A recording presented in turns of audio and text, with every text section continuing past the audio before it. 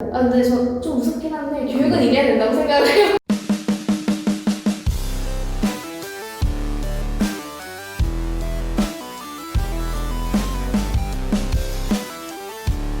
그러면은 선생님들이 필리핀 쪽 말고 또 다른 국가 쪽으로도 이렇게 있으신가요? 옛날에는 있었는데 이게 다른 국가를 하게 되면 시차가 너무 안 맞아더라고요. 시차가 안 맞다 보니까 그 선생님들이 관리가 안 돼요. 네. 그래서 좀 필리핀 같은 경우는 한국이랑 시차도 별로 안 나니까 그래서 필리핀 선생님들 담당으로 돌리고 이 필리핀 선생님들도 계속 이제 교육을 받죠. 이 필리핀 선생님을 담당하시는 원어민 선생님이 계셔가지고 그래서 교육하고 이제 돌아다니면서 발음도 감시를 하신대요. 그래서 이런 부분 이렇게 해서 이렇게 고쳐와. 그래서 한 달에 한 번씩 1등부터 한 4등까지 다 이렇게 순위를 매기거든요.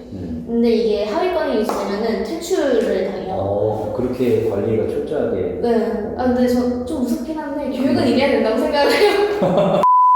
다른 이제 경쟁업체들이 또 많이 있을 거 아니에요, 비슷하게. 그렇죠. 그런 것들하고 좀 차별성 있는 것들이 좀 어떤 게 있을까요? 저희는 이제 이 온라인 컨텐츠 같은 경우에는 사실 뭐 기업들이 계속 들어가 있고 뭐 사원들에서도 쓸 수가 있는 부분이니까 뭐 찾으면 뭐 많긴 한데 이름은 다 모르죠. 그냥 뭐 우리 회사에서 지원해주는 프로그램 뭐 이렇게만 알고 있는데 저희는 유일하게 오프라인까지 같이 가져갈 수 있는 저희가 만든 거거든요, 이거는. 오프라인까지 가져간다는 거. 오프라인 행사들이 있어요. 예를 들어 언어교환 모임이라던가 뭐 파티, 영어 세미나, 캠프 이런 식으로 있는데 보통은 그런 데를 하나하나 이렇게 다 찾아다녀야 되잖아요. 이건 여기서 한대, 이건 어디서 한대. 근데 그걸 아예 모아놔서 너가 수강하면서 여기서도 진짜 영어를 활용해볼 수 있어. 오프라인은 어떤 것들, 막 파티 이런 거 얘기하시는 거죠? 그렇죠. 영어 이제 외국인들이랑 이제 실생활에서 부담스럽지 않게 조금 노는 분위기에서 편안하게 영어를 진짜 활용하게끔. 그럼 오프라인 모임에 대해서 조금 더 이렇게 디테일하게 얘기 좀 해줄 수 있으세요? 얼마나 자주 모이는지, 모여서 어떠한 스타일인지. 일단은 이제 각 행사들마다 특색이 너무 다른데 저희가 원래 주력으로 하고 있었던 영어 파티였어요. 근데 지금 영어 파티는 좀 분위기상 저희가 이제 펍 같은데 빌려서 했었거든요. 근데 분위기상 못하는데 최고로 많이 이제 사람들이 왔을 때는 한 150명 정도? 오, 진짜 많습니다. 그래서 이건 안 되겠다, 줄여야겠다 해가지고 그다음부터 줄였는데 외국인들이랑 같이 좀 간단하게 뭐 칵테일이라거나 맥주라거나 마시면서 뭐 게임 같은 거 저희가 다 준비해서 그냥 이 외국인과 진짜 편안하게 얘기를 할 수 있는 거죠. 그럼 그게 횟수는 얼마나? 그러니까 지금 요즘에는 못하겠지만 과거에는. 보통 이제 오프라인 행사들 같은 경우에는 한 달에 한 번씩. 한 달에 자주 하네요. 네, 한 달에 한 번씩 이렇게 매달 진행을 하고 파티 같은 경우나 이런 거는 매달 또 컨셉이 달라요. 그래요? 뭐 크리스마스는 크리스마스 파티, 뭐 신년 파티 막 이렇게 해가지고 다르게 진행도 하고. 그러면 지금 준비 과정에 대한 기간이 이게 어디서 교육을 받거나 뭐 이래야 되는 거 아닌가요?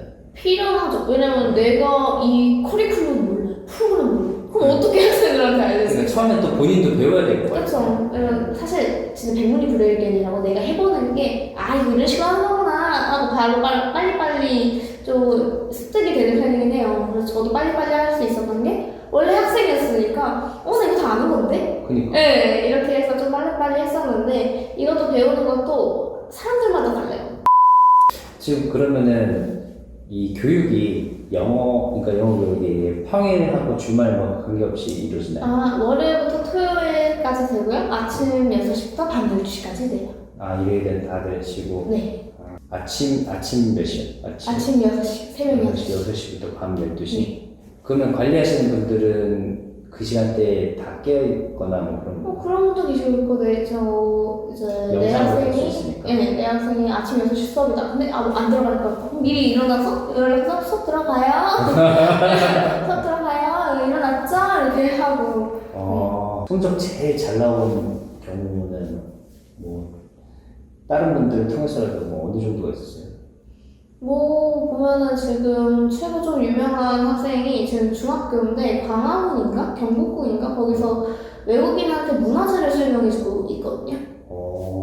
파트타임식으로. 그러니까 거기에 봉사활동식으로 하는 건데 그거는 웬만한 성인분들도 잘 못해요. 그렇죠. 근데 그 친구는 이제 6살인가 그때부터 이제 수업하면서 계속 이것만 5살반으로 수업을 하신 거죠. 6살 때부터 지금 중학생이에요? 중학교 1학년 때 그 일을 한 걸로 알아요.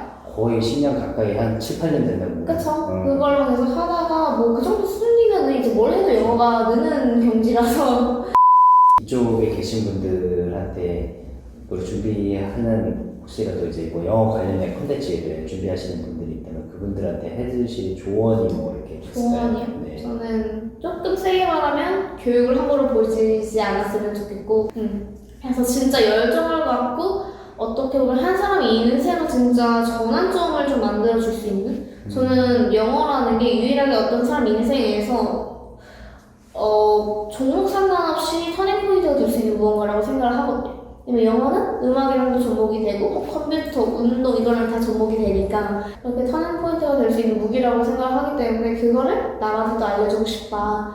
이런 마인드를 가지고 계신 분들이 성공하시지 않을까.